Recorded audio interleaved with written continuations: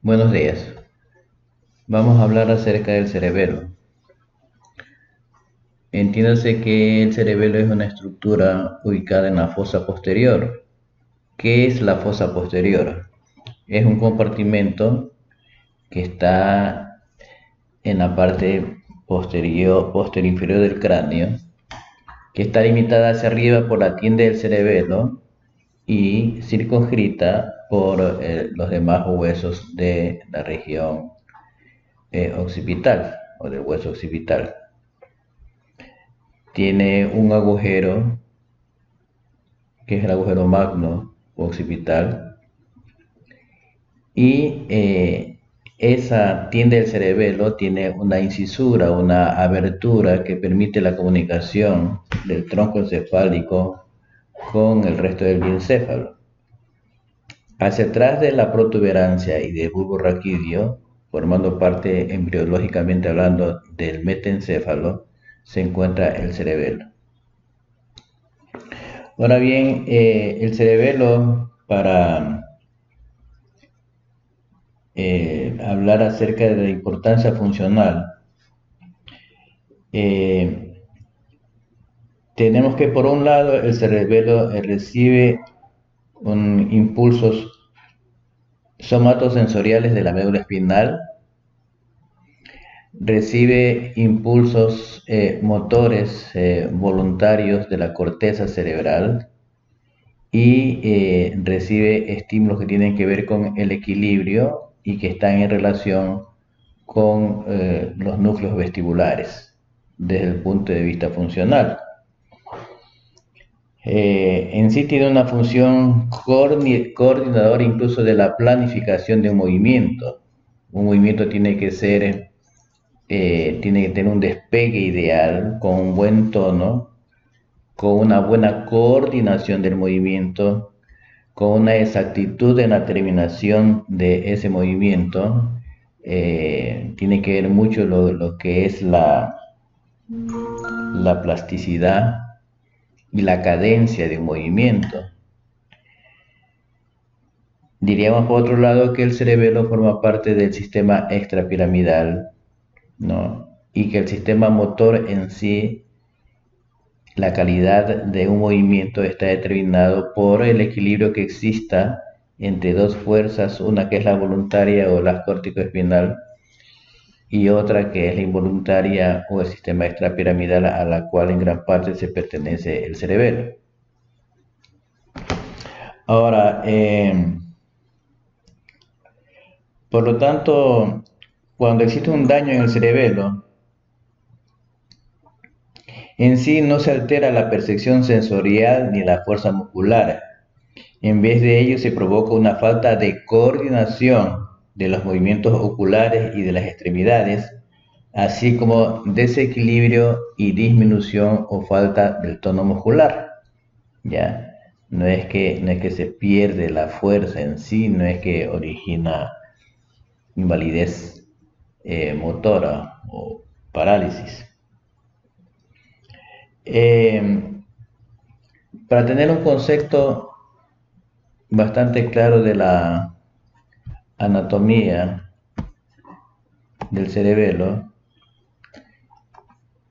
eh,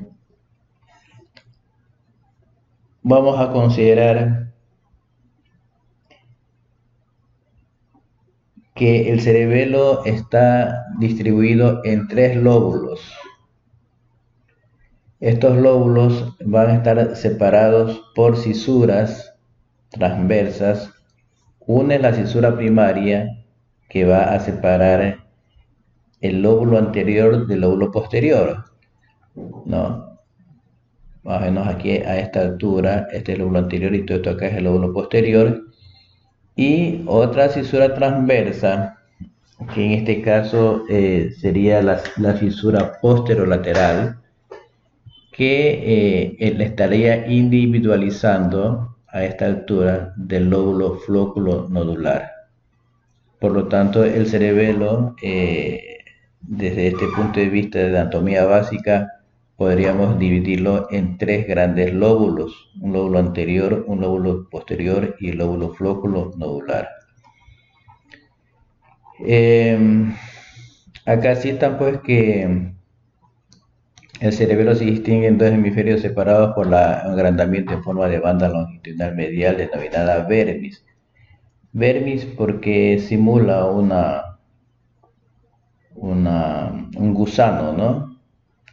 El que está en la parte media, y a los lados los lóbulos cerebelosos o hemisferios cerebelosos, ¿no?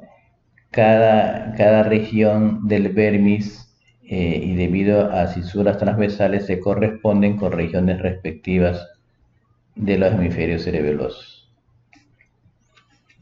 Aquí estamos viendo una vista posterior del tronco encefálico.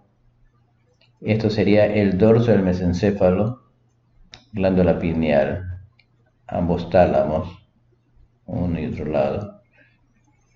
Y esta que es la parte posterior del tronco encefálico. Muy claramente aquí el cuarto par troclear, que es el único par, el cuarto, que emerge en la cara posterior del tronco encefálico, inmediatamente por debajo de los tubérculos cuadrigémenos inferiores. Abraza los pedúnculos cerebrales y aparecen en la cara anterior, introduciéndose en el seno cavernoso para desembocar en el, la órbita para inervar el troclear o patético, el oblicuo mayor. Aquí hemos hecho un corte del cerebelo. Acá esta zona está estirpado el cerebelo, pero nos permiten distinguir tres conjuntos de fibras, ¿no? En la cual discurren fascículos específicos con funciones específicas.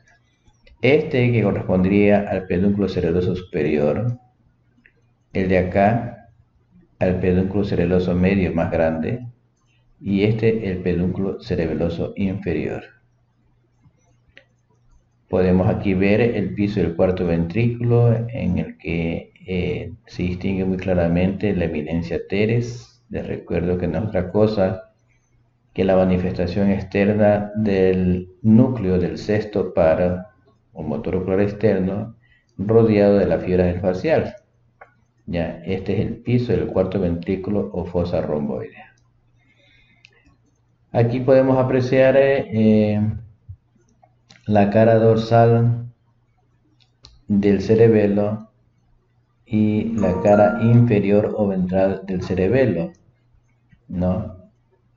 El vermis hace saliencia en la cara dorsal. Se puede diferenciar de la cara inferior o ventral, en que el vermis está metido en un valle profundo o vallécula cerebelosa, ¿ya? Vale la pena distinguir en la cara inferior estas estructuras de aquí, que son las amígdalas cerebelosas. Ustedes escucharán en el futuro, cuando ya examinen pacientes en estado crítico, y se cernió, tuvo una hernia de amígdalas. ¿Qué significa? Que estas estructuras de aquí, que son muy similares a las amígdalas que tenemos en la faringe,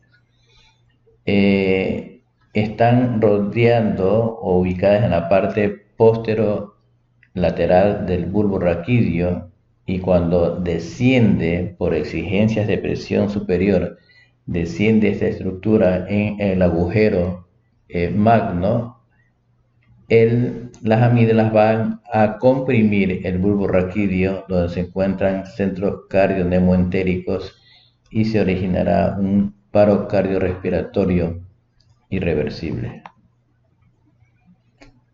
Bueno, aquí ustedes pueden ver la división de los lóbulos, que en realidad no tiene mayor trascendencia. Un corte de la corteza cerebelosa, ¿ya? En la que podemos distinguir tres capas: la molecular, esta que vemos muy notoria, casi unicelular, de cuerpos unicelulares, que son las células de Purkinje, que tienen manera de botella con una arborización protoplasmática monopolar, ¿ya? Y por último, la granulosa, que es la más interna. Ahora, en cuanto a sustancia gris interna de estos hemisferios del cerebelo, nosotros vamos a tener tres núcleos, ¿no? El núcleo fastigio, el núcleo interpósito, pero algunos autores lo suelen dividir en globoso y en boliforme, y por último el núcleo dentado.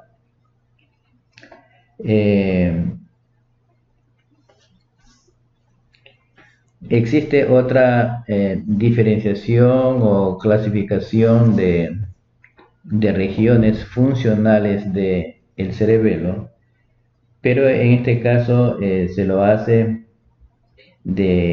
por líneas trazadas de manera longitudinal. Una zona es la línea media que está representada por el vermis, el cual separa los dos hemisferios cerebelosos. A su vez, en cada hemisferio se compone de una zona intermedia que está entre el vermis y la zona lateral, y como dije, pues la zona lateral, que es la más externa y que ya veremos con qué está relacionado desde el punto de vista funcional.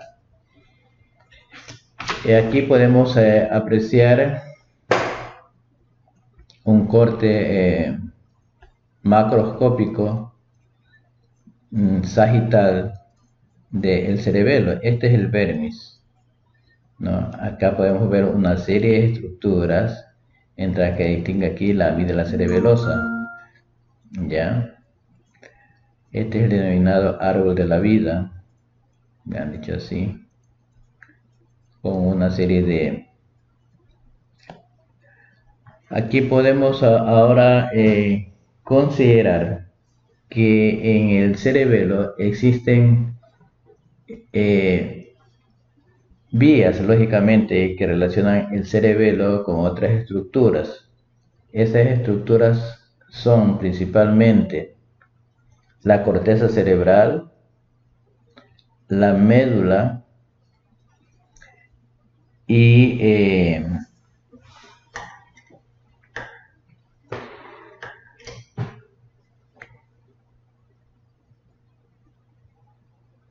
en fin de cuentas hay tres pedúnculos, ¿no? El pedúnculo cerebeloso inferior, el pedúnculo cerebeloso medio y el pedúnculo cerebeloso superior.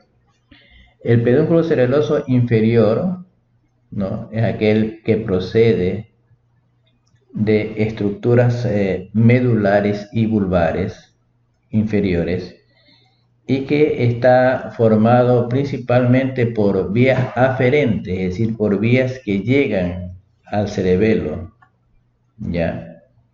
Sin embargo, hay un solo núcleo, que es un solo fascículo que es eferente, que es el fascículo fastigio vulvar. Pero la gran mayoría de fibras que discurren por el pedúnculo cerebeloso inferior son aferentes, ¿no? Podemos señalar las vestíbulo-cerebelosas, las olivo-cerebelosas, la espino-cerebeloso posterior, las cuneo-cerebelosas y las retículo-cerebelosas. Por lo tanto, estamos hablando en primer lugar, del pedúnculo cerebeloso inferior, principalmente fibras aferentes que proceden del bulbo y de la médula, ¿ya? Casi todas las fibras son aferentes, con la excepción del fastigio vulvar, ¿no?, que es el núcleo, el único fascículo eferente que está incluido en el pedúnculo cerebeloso inferior. Ahora, tenemos otras fibras que están relacionadas con que es el pedúnculo cerebeloso medio. El pedúnculo cerebeloso medio va a recibir fibras contralaterales que proceden de la corteza motora primaria como parte del fascículo córtico pontocerebeloso, que después de hacer relevo en los núcleos pontinos, en la parte anterior de la protuberancia, se proyectan hacia los núcleos del cerebelo.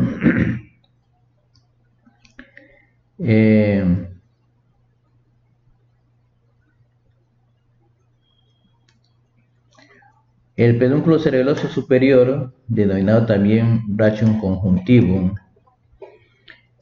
muy por el contrario del pedúnculo cerebeloso inferior, recibe fibras o está conformado por fibras de proyección eferentes del cerebelo. Tanto las proyecciones rubrales, o sea, que proceden del núcleo rojo, las talámicas y las reticulares, nacen de los núcleos interpositum y dentado, ¿ya? Y de ahí salen de el cerebelo, de estos núcleos salen cerebelo como fibras eferentes. Insisto que el pedúnculo cerebeloso superior o brachium conjuntivo está compuesto principalmente de fibras eferentes.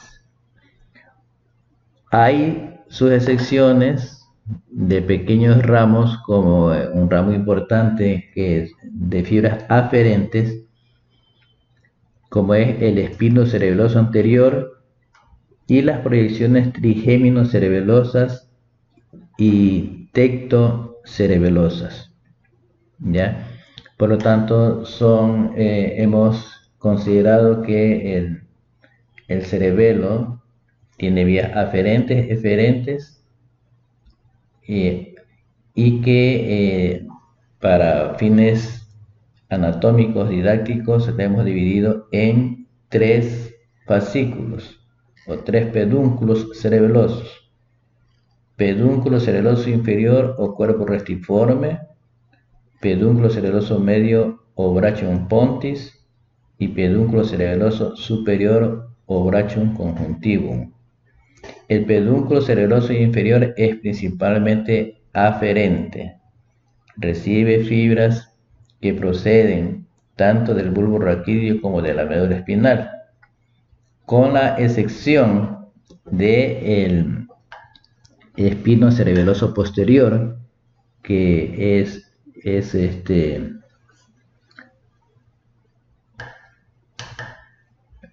Entonces, hay fibras aferentes que ingresan al pedúnculo cerebeloso inferior y provienen de al menos 5 fascículos, a saber, el vestíbulo cerebeloso, el olivo cerebeloso, el espino cerebeloso posterior, el espino cerebeloso y el retículo cerebeloso. Pero existe una excepción, que es el fascículo eferente o fastigio vulvar, que se extiende desde el núcleo o fastigio hasta los núcleos vestibulares a nivel vulvar superior.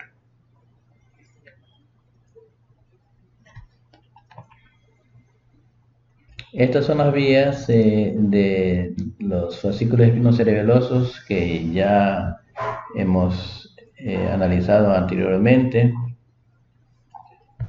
La córtico-pontocerebelosa, no nos olvidemos que es una relación del cerebelo con la corteza cerebral motora. Se origina a nivel de la capa quinta de la corteza cerebral frontal, parietal, occipital y temporal. En cuanto a su trayecto, hacen sinapsis con los núcleos pontinos, luego de decusarse, llega a la corteza cerebelosa y al núcleo globoso por medio del pedúnculo cerebeloso medio o brachium pontis. La función de este fascículo importante es que conduce estímulos de los movimientos voluntarios procedentes de la corteza cerebral. En cuanto a la vía aferente del cerebelo,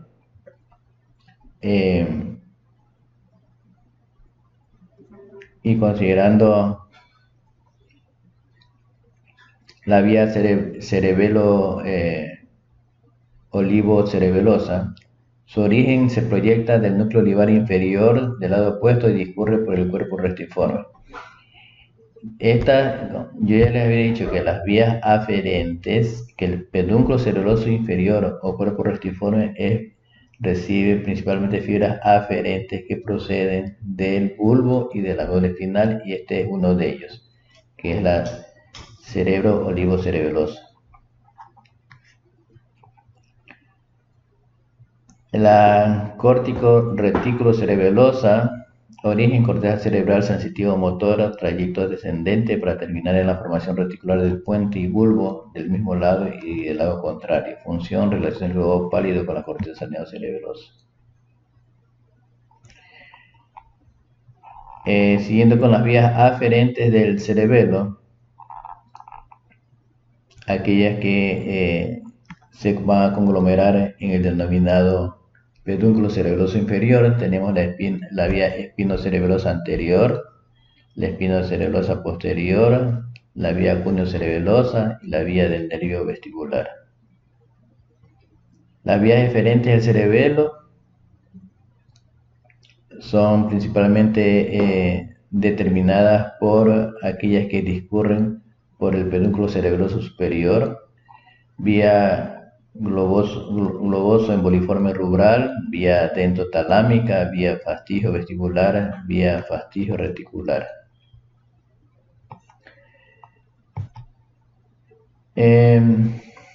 Cuando uno examina a un paciente con una lesión cerebelosa, entre los signos que el paciente va a presentar, hay varios signos característicos del cerebelo que predominan dependiendo del mayor grado de lesión territorial, ¿ya? Entonces, en cuanto a la motricidad, el cerebelo lo que va es a modular la ejecución del movimiento, va a dosificar la exactitud del despegue, la coordinación del movimiento, la cadencia del movimiento y la exactitud donde debe terminar ese movimiento. En cuanto a la memoria, se ha hablado mucho porque en realidad en la repetición de los movimientos el paciente aprende y capacita al cerebro a tener guardado información que le permita desde antes que inicie el movimiento ya tener una planificación de lo que va a desarrollar. En cuanto a la postura, tiene que ver esto es con la ataxia. La ataxia es una incoordinación del movimiento, que en el caso del cerebelo es la típica marcha del borracho. Ya. En lo que tiene que ver con los movimientos oculares, hay coordinación con un movimiento denominado nistagmus, que puede ser dominante dependiendo de la región lesionada. En cuanto a al habla, el paciente tiene dificultad para la articulación de la palabra, la prosodia, y además en cuanto al habla también se habla de palabra escándida o explosiva en el momento que el paciente habla, ¿no?